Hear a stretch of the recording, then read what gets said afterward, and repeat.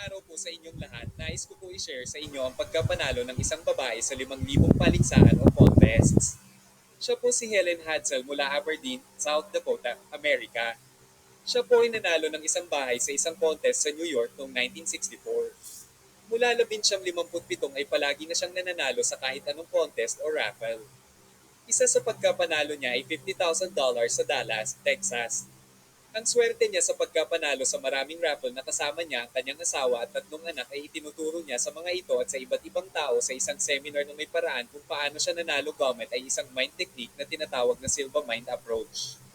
Ang technique na ito ay palagi ang pina-practice araw-araw para maturuan ang ating kaisipan.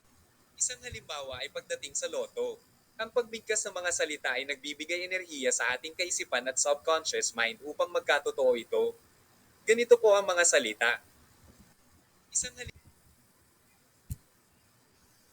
Ako ay panalo. Ang kalawakan ay kakampi ko sa pagkapanalo ko sa loto. Malawakang pera ay dumadaloy papunta sa akin ng dahil sa loto. Ako ay may pagkakaisa sa enerhiya sa jackpot at malaking premyo. Panalo ko sa loto ay nagbibigay kaligayahan at kasaganahan sa buhay ko at buhay ng ibang taong nananalo. Ang pagbabago ng buhay sa halaga ng pera ay aking bagong normal ngayon. Kakayahang manalo sa mga paligsahan ay ginagawa sa pamamagitan ng pagpapakita ng lakas na taglay ng bawat tao, anya sa isang panayam.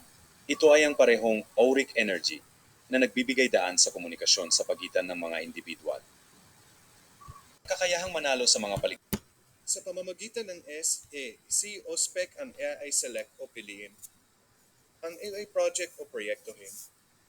Ang E ay expect or asahan mo ito. At ang C ay collect o kolektahin mo. Piliin ito. Sa unang hakbang, ang dapat mong gawin ay piliin kung ano ang gusto mo. Piliin kung ano ang gusto mo. Halimbawa, kung gusto mo ng sapatos o pera, pero maging tukoy kung magkano ang gusto mo o kailan mo gusto. Halimbawa, gusto ko ng $1,000 bago ang Oktubre 1. Alam mo kung ano ang gusto mo. Ang lahat ng bagay ay dumating sa kanya na gusto. Helene Hadsel. Proyekto ito. Ngayon alam mo na kung ano ang gusto mo.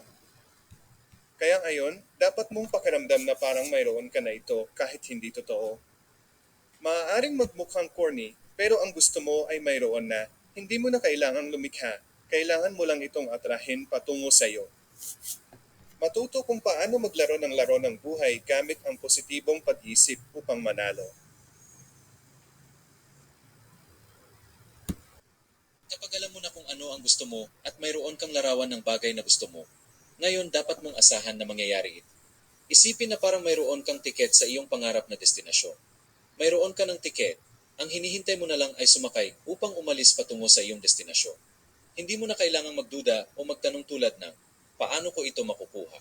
Kailan ito darating sa akin? Darating ba ito? Ang mas marami kang naniniwala na mayroon ka na ito. Ang mas mabilis itong magpapakita sa iyong buhay. Ang tanging kompetisyon na mayroon ka ay sa iyong sarili. Iyon ang oras na nagdududa ka sa iyong sarili. By Helen Hadsel.